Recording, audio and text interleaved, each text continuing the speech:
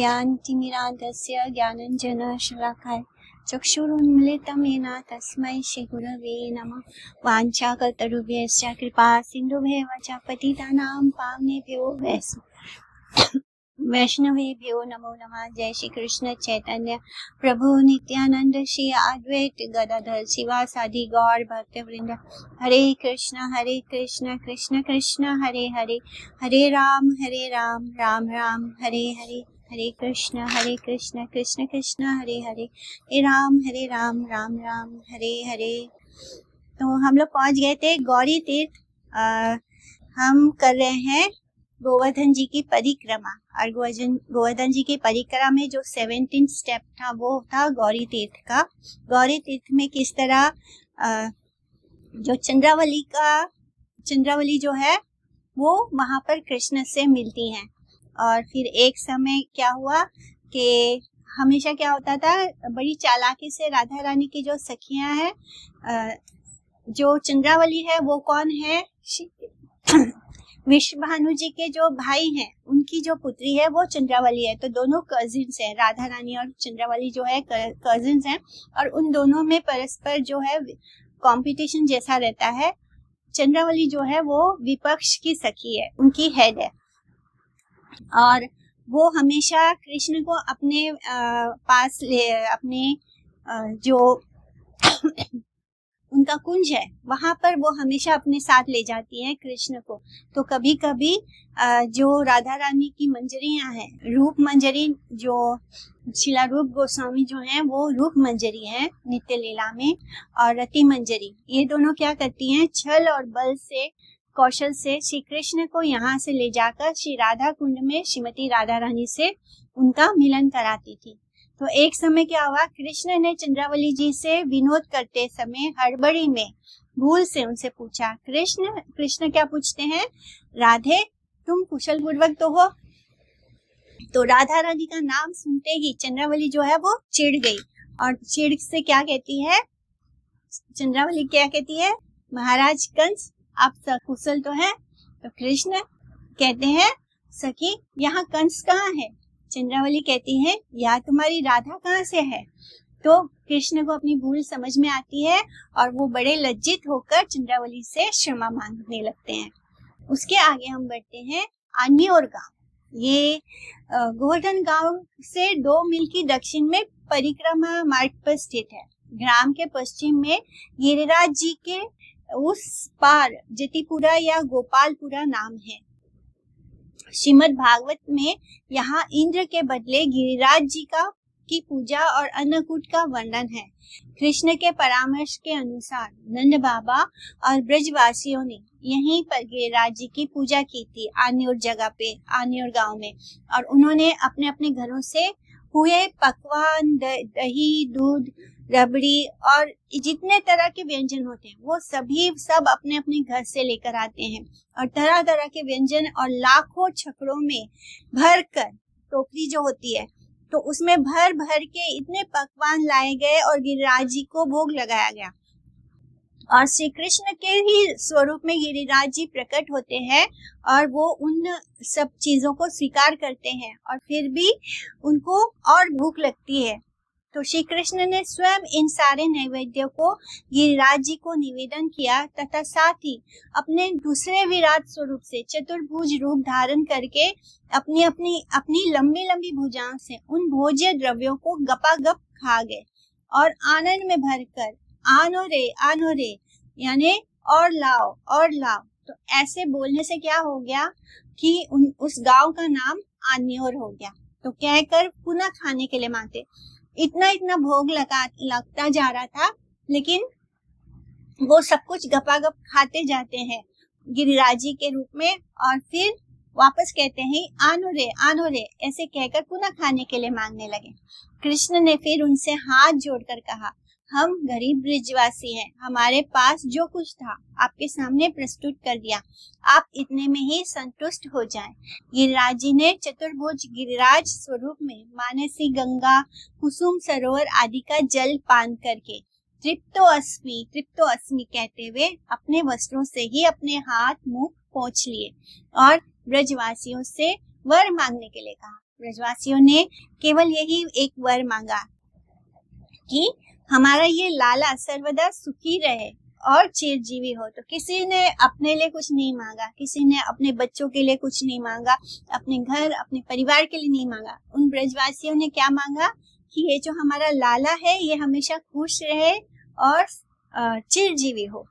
तो इस तरह का प्रेम है ब्रजवासियों का। चतुर्भुज स्वरूप के अंतर्ध्यान होने पर तो कृष्ण ही होते हैं जो चतुर्भुज रूप धारण करते हैं। तो इसलिए जो गिरिराज जी हैं वो भी साक्षात कृष्ण ही है। चतुर्भुज स्वरूप के अंतर्धान होने पर श्री कृष्ण ने ब्रजवासियों से पूछा, क्या तुमने आज तक कभी इंद्रदेव का दर्शन किया था? गिरिराज जी बड़े दयालु हैं, वे सभी की मनोकामनाओं का पूर्ण करते हैं। तो हमें जब भी मन में कोई कामना हो तो उसे गिरिराज जी से मांग लेना चाहिए, किसी देवी देवता या कहीं और शरण लेने की जरूरत नहीं है। इस तरह गिरिराज जी जो है वो बहुत दयालु हैं, वे सभी की मनोकामनाओं को पूर्ण करते हैं। ब्रजवासियों ने गोवर्धन पूजा से अपना जीवन सार्थक माना। गिरिराज जी के आनोरे कथन से इस स्थान का नाम आन्योर गांव पड़ गया।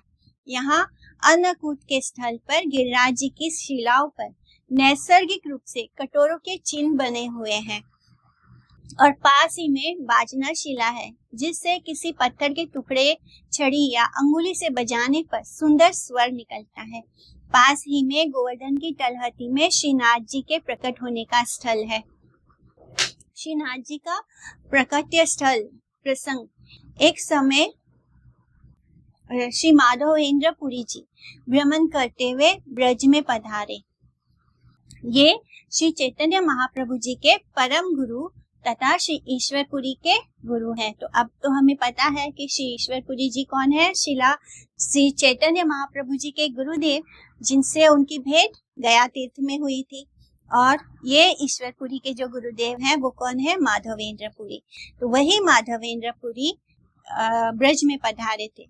श्री चैतन्य महाप्रभु जी ने ब्रह्मा आदि देवताओं के लिए दुर्लभ जिस ब्रज प्रेम को विश्व में लुटाया है, उस प्रेम कल्पतरु के बीज या अंकुर में ये माधवेंद्र पुरी पाद जी हैं। ये कभी किसी से भोजन नहीं मांगते थे, ये आयाचक वृत्ति के यति थे। एक बार गोविंद कुंड के निकट हरे भरे वृक्षों एवं लताओं से आच्छादित निर्जन स्थान में रहकर भजन कर रहे थे। 2-3 दिनों तक भजन में ऐसे आविष्ट हो गए कि इन्हें शरीर की भी सुध बुध नहीं रही। तीसरे दिन दोपहर के समय एक श्याम रंग का गोप बालक अपने हाथों में मिट्टी के पात्र में दूध लिए उपस्थित हुआ। तो जब भक्त भगवान में खोया हो तो भगवान स्वयं अपने भक्तों का ध्यान रखते हैं। तो इसी तरह 2-3 दिन तक तो वो इतने भजन में खो गए कि उनको ना अपने देह का ना भूख ना प्यास कुछ भी होश नहीं। तो जो हम एकादशी करते हैं तो वो इसलिए करते हैं कि हम भगवान के भजन में ऐसे लीन हो जाए कि हमें ना देह की सुध है ना किसी और चीज की, हम केवल भगवान के ही भजन में रहें। तो ऐसा करने से ना भूख लगती है ना प्यास लगती है, माने वो प्रेम का भाव आता है। तो इस तरह 2-3 दिनों तक भजन में वो ऐसे आविष्ट है। फिर उस बालक ने अपने हाथों में मिट्टी के पात्र में दूध लिए वहां उपस्थित हुआ और बोला, बाबा ब्रज में कोई भूखा नहीं रहता। मेरी मैया इधर से जाते समय आपको भूखा प्यासा जानकर आपके लिए दूध भेजा है। वे पनघट पर जल भरने के लिए आई थी, आपको भूखा प्यासा देख गई। मैं अभी गोचारण के लिए जा रहा हूँ, लौट कर पात्र को ले जाऊंगा। ऐसे कहकर वह बालक जल्दी से चला गया।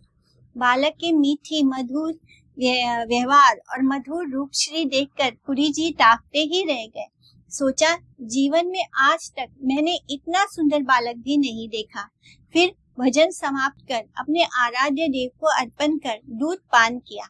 दूध के अपूर्व स्वाद एवं सुगंध से पुजारी को रोमांच हो आया, पुरी जी को रोमांच हो आया। वे कृष्ण प्रेम में विवल हो गए, परंतु उनका आज भजन में मन नहीं लगा। अश्रुपूरित नेत्रों से उस श्याम बालक के आने की प्रतीक्षा करने लगे। प्रतीक्षा करते करते रात हो गई, परंतु बालक नहीं आया। ब्रह्म मुहूर्त के समय उन्हें तंद्रा सी आई और उन्होंने देखा कि वही बालक उनके समीप आकर कह रहा था, मैं ब्रजेंद्र नंद ब्रजराज नंद का पुत्र गोपाल हूँ। मेरा दूसरा नाम श्रीनाथ जी है। महाराज ब्रजनाभ ने यहीं गिरिराज जी के ऊपर मेरी स्थापना की थी। बहुत दिन हुए मलेच्छों के भय से मेरे सेवक पुजारियों ने मुझे पास ही गोवर्धन की तलहटी में पृथ्वी के अंदर छिपा रखा है। मैं बहुत दिनों से भूखा प्यासा हूँ तथा मुझे बहुत गर्मी लग रही है, इसलिए मैं बहुत दिनों से तुम्हारी प्रतीक्षा कर रहा था कि माधवेंद्र कब आएगा, कब मुझे यहाँ से निकाल कर मेरी सेवा करेगा। ऐसे कहकर वो बालक अपनी अंगुली से अपने छिपे रहने का स्थान निर्देश करते हुए अंतर्ध्यान हो गया। प्रातः काल होने पर पुरी जी ने ग्रामवासियों को ये वृत्तांत सुनाया और उन्हें साथ लेकर उस निर्देश जिस स्थान की ओर उन्होंने इशारा किया था उस स्थान पर ले जाकर मिट्टी खोदने लगे। मिट्टी खोदने पर उन्हें गोपाल जी मिले।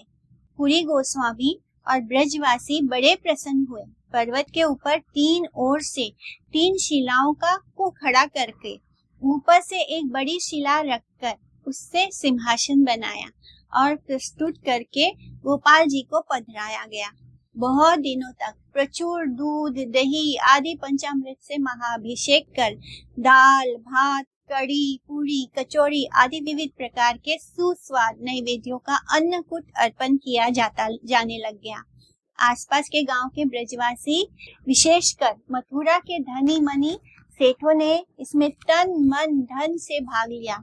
इस प्रकार कुछ दिनों तक सेवा करने पर श्रीनाथ जी के आदेश से अपने शिष्यों के ऊपर सेवा का भार देकर माधवेंद्र पुरी जी मलयत चंदन लाने के लिए जगन्नाथपुरी चल दिए। आजकल उन्हीं के नाम पर इस ग्राम का नाम जतिपुरा पड़ा है। इस तरह श्री चैतन्य चरितमृत में इस प्रसंग का विशद वर्णन है और आजकल श्रीनाथ जी श्रीनाथ द्वारा में विराजमान है।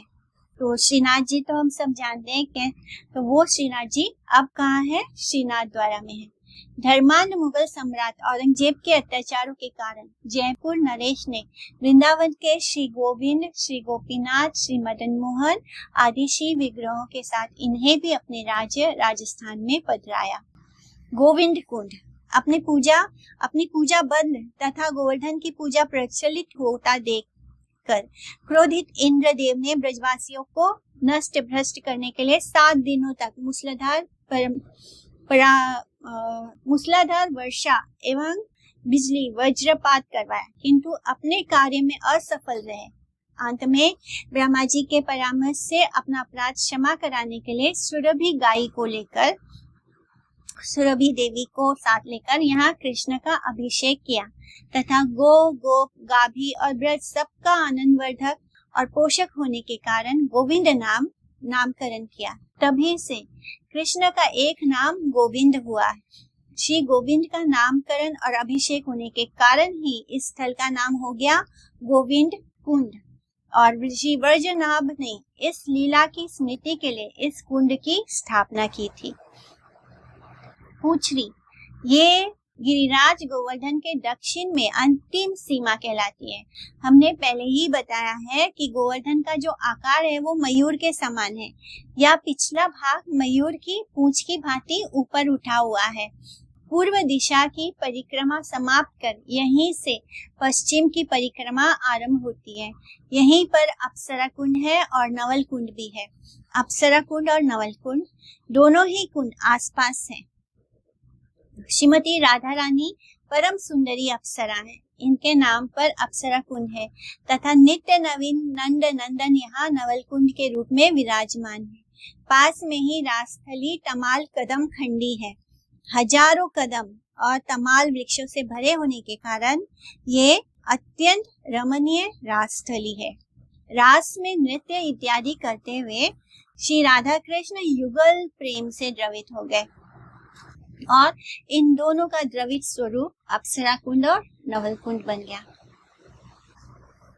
माने जब दोनों रास कर रहे हैं, दोनों डांस करते हैं, तो उस रास में क्या होता है, कृष्ण जब राधा रानी के भाव में अपने लिए बहुत प्रेम देखते हैं, तो उस प्रेम को देखकर वो इतने भाव विवल हो जाते हैं कि वो पिघलने लग जाते हैं। इसी तरह राधा रानी जब कृष्ण को अपने प्रेम में देखती है तो वो उस प्रेम में पिघलने लग जाती है।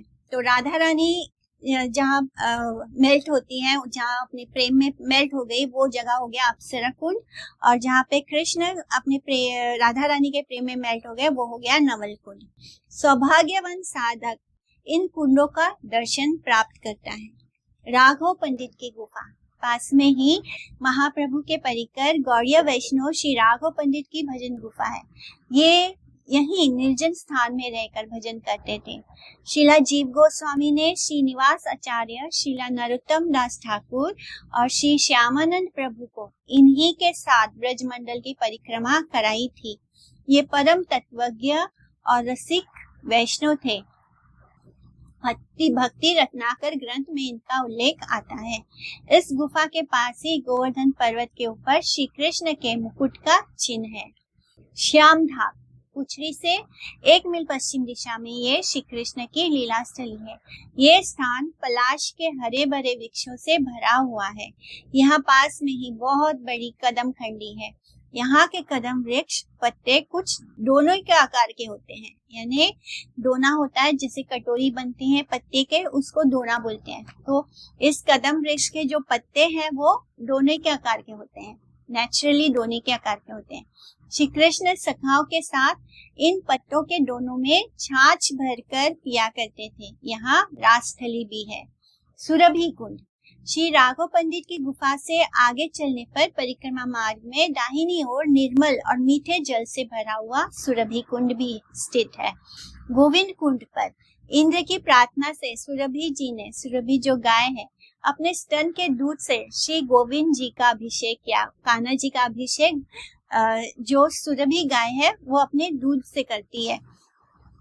तत्पश्चात श्री कृष्ण की गोचारण लीला तथा विशेषता श्री राधा कृष्ण युगल की निवृत्त निकुंज लीला का दर्शन करने के लोभ से श्री कृष्ण की ब्रज लीला तक यही निवास करने लगी।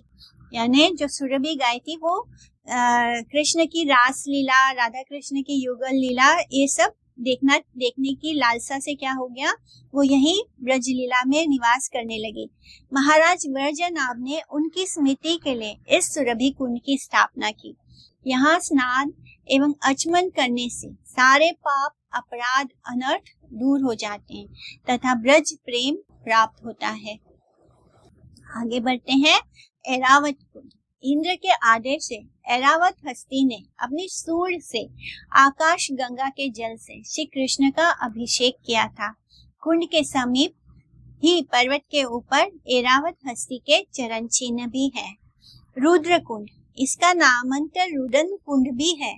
यहाँ महादेवी श्री कृष्ण लीलाओं के चिंतन में विभोर होकर रुदन करने लगे थे। महादेव जी, तो यहाँ पर महादेव जी श्री कृष्ण लीलाओं के चिंतन में विभोर होकर रुदन करने लगे थे। यहाँ सूर्य कुंड, बिलछू कुंड भी है। पास में ही कृष्ण की कंदुक, गेंद क्रीड़ा का भी चौगान यानी स्थल है और श्रीमती राधा रानी की बैठक, जान अजान वृक्ष, पूजनी शिला आदि दर्शनीय स्थल है। रुद्र कुंड का नाम ही हरजी कुंड है जो वायु कुंड में स्थित है। जतिपुरा, ये श्री माधवेंद्रपुरी की यति की भजन स्थली है। और जैसे कि जो लोग बंगाली बोलते हैं तो वो क्या य को जा बोलते हैं। तो यति जो साधक होता है, जो सन्यासी साधक होता है, उसको यति बोलते हैं। तो श्री माधवेंद्रपुरी यति की भजन स्थली है, इसलिए उनका नाम जतिपुरा हो गया। श्रीनाथ जी के प्रकट होने पर श्रीनाथ जी पर्वत के ऊपर विराजमान हुए और माधवेंद्र यति यहीं जतिपुरा में निवास करते थे, इस स्थान पर निवास करते थे। यहीं पर उन्होंने श्रीनाथ जी का अभिषेक एवं अन्नकूट महोत्सव किया तथा श्रीनाथ जी के आदेश से ही वे अपने शिष्यों को श्री नाथ जी का सेवा भार अर्पण कर दिया। उनको कहा कि अब तुम सब श्रीनाथ जी की सेवा कीजिए और फिर वो खुद कहाँ चले गए, मलयत चंदन लेने के लिए और कटपुर लाने के लिए शिवपुरी धाम की ओर निकल पड़े। जाते समय रेमुना में गोपीनाथ जी उनके लिए खीर भोग की एक कुल्हड़ चोरी कर उन्हें दिलवाई थी। तो रेमुना में जो गोपाल जी का जो मंदिर है, उस मंदिर में जो गोपाल जी हैं उन्होंने माधवेंद्र पुरी के लिए जो खीर की कटोरी है उसको अपने आंचल में ढक के छुपा ली थी, जिससे कि इसलिए उनका नाम खीर चोर गोपीनाथ भी है, जिससे कि उनका नाम खीर चोरा गोपीनाथ हुआ। जगन्नाथपुरी से मलय, चंदन और कर्पूर का भार लेकर लौटते समय यहीं पर रात में गोवर्धन वाले श्रीनाथ जी का स्वप्न आदेश हुआ कि खीर चोरा गोपीनाथ को चंदन और कर्पूर घिस कर लेपन करने से ही मेरे शरीर का ताप दूर होगा। तो इस तरह कहते हैं कि श्री खीर चोरा गोपीनाथ जी को 1 माह तक प्रतिदिन चंदन एवं कर्पूर को घिसकर प्रलेप लगाने से गोवर्धन श्रीनाथ जी का ताप दूर हुआ है। किंतु माधवेंद्र पुरी यहाँ लौटे या नहीं, इसका उल्लेख नहीं पाया जाता है। वहीं खीर चोरा गोपीनाथ जी के मंदिर के पास ही इनकी समाधि भी देखी जाती है। तो ये इस बात का किसी को पता नहीं है कि माधवेंद्र पुरी जी दोबारा ब्रज में लौटे या नहीं। श्री रूप, सनातन, रघुनाथ आदि षड गोस्वामियों का श्री वल्लभाचार्य जी के पुत्र श्री विठलाचार्य जी के साथ बहुत सुंदर संबंध था। श्री रघुनाथ दास गोस्वामी से इनका प्रीतिपूर्ण सख्य भाव था। श्री रूप सनातन गोस्वामी श्री विठलाचार्य जी को रघुनाथ दास की भांति ही अपना छोटा भाई मानते और स्नेह करते। परम निष्किंचन श्री गौड़िया वैष्णव आचार्यगण हरिनाम संकीर्तन के माध्यम से राधा कृष्ण युगल की भाव सेवा, अष्टकालीय लीला सेवा में चिंतन में विभोर रहते थे। अतः उन्होंने श्री नाथ जी की सेवा का भार श्री वल्लभाचार्य के पुत्रों को ही सौंप रखा था। हमारे गोस्वामी गण श्री गिरिराज गोवर्धन को श्री कृष्ण का ही स्वरूप मानते हैं और अतः गोवर्धन के ऊपर चढ़कर उनका दर्शन करने नहीं जाते थे। उनके दर्शन करने की विशेष अभिलाषा होने पर श्रीनाथ जी स्वयं ही छल करके कभी गाठोली ग्राम में तो कभी मथुरा के सतगड़ा में आकर दर्शन देते। श्री चैतन्य चरितमृत एवं भक्ति रत्नाकर में इसका उल्लेख है। श्रीमन महाप्रभु भी इनकी गाठौली ग्राम में ही दर्शन किया था। वे पर्वत के ऊपर नहीं चढ़े थे। तो जो गौड़िया परंपरा है उसमें हम गोवर्धन जी को साक्षात कृष्ण ही मानते हैं, इसलिए उसके ऊपर हम नहीं चढ़ते। अन्नकूट स्थली जतिपुरा में श्री गोवर्धन से लगे हुए स्थान को अन्नकूट स्थल कहते हैं। यहीं पर माधवेंद्र पुरी जी ने 1 महीने तक लगातार अन्नकूट महोत्सव किया था। अभी भी यहाँ विशेष अवसरों पर अन्नकूट का भोग महोत्सव होता है तथा प्रतिदिन हजारों यात्री यहाँ पर गिरिराज जी का मनोदूध से अभिषेक करते हैं। इस स्थान पर बहुत सुंदर गिरिराज जी हैं और वहाँ पे लगातार दूध का उनको अभिषेक होता रहता है। बिलछू कुंड, इसका नाम विलास वदन भी है। यह श्री राधा कृष्ण की विलास स्थली है। कदम खंडी बिलछू कुंड से आगे दान घाटी को पार कर गोवर्धन ग्राम में प्रवेश होता है। पुनः मानसी गंगा और चक्रेश्वर की परिक्रमा लगती है। मानसी गंगा के पश्चिम उत्तर में थोड़ी दूर पर चंद्रावली सखी का स्थान सखी स्थली है। अब इस गांव का नाम सखी थरा हो गया है और ये सखी वन के अंतर्गत आता है। इसका एक प्रसंग है, लीला है। श्री रघुनाथ दास गोस्वामी राधा कुंड के तट पर भजन करते थे। वे दिन रात केवल एक छोटे से कदम पत्र के डोडे में थोड़ी सी छाछ पीते थे तथा दिन रात भजन में विभोर रहते थे। एक दिन एक ब्रजवासी ने इन्हें कदम पत्ते के बड़े दोने में भरकर छाछ लाकर दिया। श्री रघुनाथ दास गोस्वामी ने उससे पूछा, कहाँ से इतने बड़े दोने में छाछ ले आए? ब्रजवासी ने उल्लास पूर्वक बतलाया कि ये छाछ सखी स्थली से लाया हूँ। उस समय दास गोस्वामी बाह्य ज्ञान से रहित थे, अतः सखी स्थली का नाम सुनते ही झुंझला उठे, यानी वो अपने मानसिक लीला में थे, तो जिस कारण वो जब उस गोस्वामी ने उसने कहा कि ब्रजवासी ने कहा कि मैं ये छाछ सखी तरह से लाया हूँ, तो बहुत गुस्सा हो गए। श्री रघुनाथ दास गोस्वामी बहुत गुस्सा होते हैं, झुंझला उठे। उन्होंने बिगड़ कर उस ब्रजवासी को दूर हट जाने के लिए कहा। ब्रजवासी उनके भाव को समझ नहीं सका और हटकर वहां से भाग गया। श्रीदास गोस्वामी श्री राधा रानी की प्रिय स्वपक्ष की सेविका है। साधारण व्यक्ति के लिए उनका गंभीर भाव एवं मुद्रा बोधगम्य नहीं है। जब जो गोस्वामी थे वो निरंतर लगातार नित्य लीला में रहते थे। जो नित्य लीला में होते हैं तो वो राधा रानी के परिकर होते हैं, उनकी मंजरियां होती है, उनकी सखियां होती है। तो जो राधा रानी की तरफ से होते हैं वो पक्ष की सखियां होती है, पक्ष की मंजरी होती है। जो चंद्रावली के की तरफ से होते हैं वो विपक्ष के होते हैं। इसलिए जो सखी धरा है वो चंद्रावली का कुंज है और वहां पर चंद्रावली वहां रहती थी, वहां पे चंद्रावली की लीला होती थी।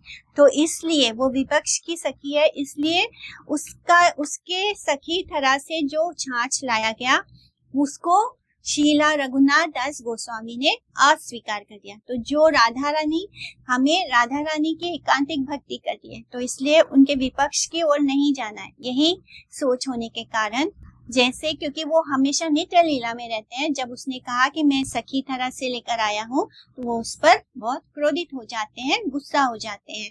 और इस बात को जो साधारण व्यक्ति है वो इस बात को नहीं समझ पाते हैं।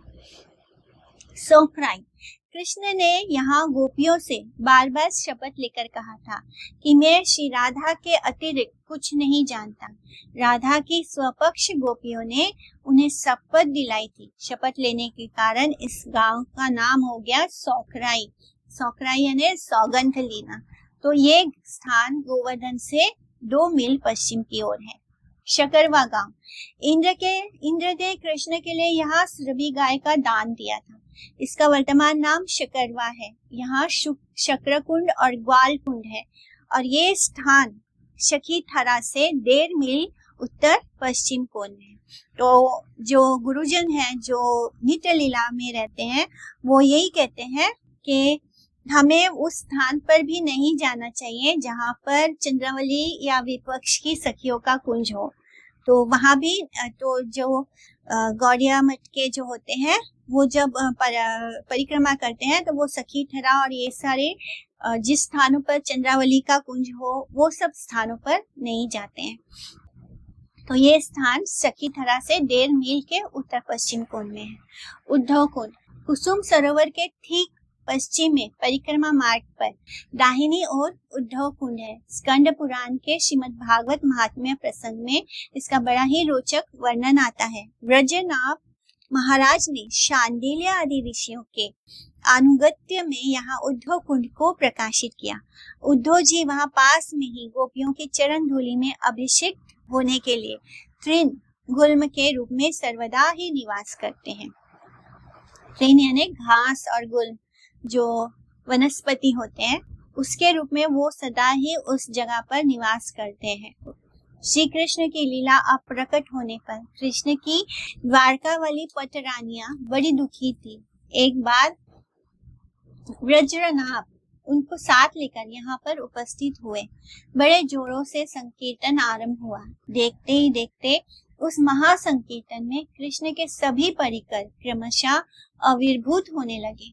अर्जुन मृदंग वादन करते हुए नृत्य करने लगे। इस प्रकार द्वारका के सभी परिकर उस संकीर्तन मंडल में नृत्य और कीर्तन करने लगे। हठात महाभागवत उद्धव भी वहां के तृण गुल्म से आविर्भूत होकर नृत्य में विभोर हो गए। फिर भला कृष्ण ही कैसे रह सकते थे। श्रीमती राधिका आदि सखियों के साथ वे भी उस महासंकीर्तन रास में आविर्भूत होते हैं यानी प्रकट होते हैं और थोड़ी देर के बाद ही वे अंतर्ध्यान हो गए।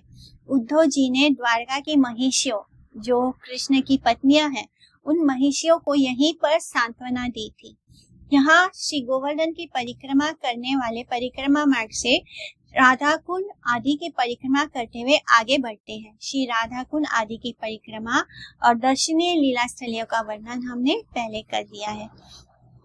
श्री ब्रज मंडल, तो जो हमारी परिक्रमा होती है पूरी, तो वो राधा कुंड पर आकर ही पूरी होती है। श्री गोवर्धन की परिक्रमा, श्री ब्रजमंडल परिक्रमा के यात्री गोवर्धन परिक्रमा संपन्न कर गोवर्धन या जतिपुरा से नीम गांव की ओर अग्रसर होते हैं। तो राधा कुंड पहुंचकर हमारी गोवर्धन परिक्रमा पूरी हो गई और अब हम वहां से आगे बढ़ते हैं नीम गांव की तरफ। श्री कृष्ण की माता माँ एवं यानी उनकी नानी, कृष्ण की माता यशोदा मैया उनकी नानी, और जो स्थानीय गोपियों ने यहाँ पर अपने पुत्रों और प्राणों से भी अधिक प्रिय कृष्ण का निर्मंचन कर उनका मुख चुंबन किया था। निर्मंचन गांव का ही अपभ्रंश नीम गांव है, यानी पहले उसका ओरिजिनल नेम है निर्मंचनम और उसके बाद में उसका अपभ्रंश बन गया नीम गांव। ये स्थान गोवर्धन बरसाना राजमार्ग पर गोवर्धन से 2 मील दूर पश्चिम में है। ये श्री निम्बाकाचार्य का भजन स्थान भी है। यहाँ निम्बार्क संप्रदाय का एक मंदिर और कुंड भी है। ये गौड़ीय वैष्णव का भी भजन स्थल है। पाटल गांव, ये स्थान नीम गांव से 2 मील उत्तर में स्थित है। श्रीमती राधा रानी की सखियों के साथ यहाँ पाटल पुष्प, पाटल यानी रोज, तो पाटल या गुलाब के फूलों का चयन करती थी। यहाँ पर आकर राधा रानी रोज के फ्लावर्स को चयन करती थी, इसलिए इस गांव का नाम ही पाटल गांव हुआ। वर्तमान नाम क्या है? पादल। डेरावली, श्री नंद महाराज ने नंदगांव जाते समय रास्ते में छठीकरा से आकर यहाँ दूसरा डेरा या दूसरा पड़ाव डाला था, इसलिए इस गांव का नाम डेरावली हो गया। नवाग्राम, इसका वर्तमान नाम कुंजेरा है। यहाँ से राधा कुंड के कुंजों की सीमा आरंभ होती है। कुंजों के कारण इस गांव का नाम कुंजेरा है। राधा कुंड से दक्षिण पश्चिमी कोने में ये लीला स्थली है। यहाँ पर गोपियों ने मिलकर कुंजर अर्थात हाथी का आकार धारण किया था और कृष्ण ने उस पर आरोहण किया था और कुंजन क्रीड़ा के कारण भी इसका नाम कुंजेरा है। माने जितनी भी गोपियां थी वो सब ने ऐसे एक दूसरे के ऊपर चढ़कर एक हाथी जैसे एथलीट्स कैसे एक दूसरे के ऊपर चढ़ते हैं, तो वैसे ही गोपियों ने भी हाथी का रूप बनाया और उसके ऊपर कृष्ण को बैठाकर कृष्ण का आरोहण माने उस पर बैठाकर उनको घुमाया था। सूर्य कुंड, छोटा भरना, राधा कुंड से लगभग 4 मील की दूरी पर उत्तर दिशा में सूर्य कुंड है। श्रीमती राधा रानी सूर्य पूजा के छल से सखियों के साथ यहाँ आकर विशेष करके रविवार के दिन मित्र देव सूर्य देव की पूजा करती थी। उधर श्री कृष्ण भी पुरोहित का वेश धारण करके मधुमंगल के साथ यहाँ बड़े रंग से मित्र देवता की पूजा कराते थे, यानी सूर्य देवता की। और मित्र के 2 अर्थ होते हैं, एक होता है सूर्य देवता और दूसरा होता है प्राण सखा स्वयं कृष्ण। जटिला इस पूजा को केवल मात्र सूर्य देव की ही पूजा मानती है, समझती थी। जटिला कौन है? राधा रानी की सास। लीला में वो राधा रानी की सास है, तो वो ये समझती थी कि मित्र देव यानी केवल सूर्य देव, बट दूसरा मीनिंग क्या है? प्राण सखा श्री कृष्ण। राधा कृष्ण युगल के प्रेम भाव को समझ नहीं पाती थी। दिन के तीसरे पहर में ये लीला संपन्न होती थी। इसके पश्चात श्रीमती जी राधा रानी अपनी सहेलियों और सास जटिला के साथ वापस लौट जाती थी। कृष्ण भी मधुमंगल के साथ गोवर्धन की तलहटी में अपनी सखा मंडली में लौट आते थे। कृष्ण के सखा दौड़कर कृष्ण से ऐसे मिलते थे मानो कृष्ण क्षण भर पहले ही पास के किसी स्थान से लौटे हो। श्री राधा कृष्ण युगल के प्रेम की रंगस्थली होने के कारण इसे मदन रन वाटिका भी कहते हैं। ये कुंज सूर्य कुंड के ऊपर ही स्थित है। यहाँ सूर्य देव का एक सुंदर मंदिर भी दर्शनीय है। आजकल सूर्य कुंड को छोटा भरना भी कहते हैं। यहाँ पर कुंड के पश्चिम तट पर गौड़ीय महात्मा श्री मधुसूदन बाबा जी की भजन स्थली है। वे महान तत्वविद और रसिक वैष्णव थे। दूर दूर से वैष्णव जन उनसे भजन शिक्षा के लिए आते थे। प्रसिद्ध वैष्णव सार्वभौम श्री जगन्नाथ दास बाबा जी महाराज उन्हीं महापुरुष के शिष्य थे। श्री जगन्नाथ दास बाबा जी भी बहुत दिनों तक यहाँ पर भजन किए थे। पीछे ये श्री नवद्वीप धाम चले गए थे। वहाँ श्री कोला द्वीप में इनकी भजन कुटी और समाधि है। श्री सच्चिदानंद भक्ति विनोद ठाकुर सूर्य कुंड में श्री जगन्नाथ दास बाबा जी से मिले थे। ये सिद्ध बाबा जी ही शिला भक्ति विनोद ठाकुर के भागवत परंपरा गुरु, शिक्षा गुरु है। इनको हम गुरु परंपरा का जो चित्र है उसमें हम देखते हैं, सबसे पहले जगन्नाथ दास बाबा जी आते हैं। इस तरह उन्होंने ही श्री चैतन्य महाप्रभु का जो योग पीठ है उसको ढूंढा था, जहाँ पे मायापुर धाम है अभी। कोनाई तो ये राधा कृष्ण युगल मिलन का संकेत स्थल है। एक समय श्री कृष्ण यहीं पर राधा रानी की प्रतीक्षा कर रहे थे।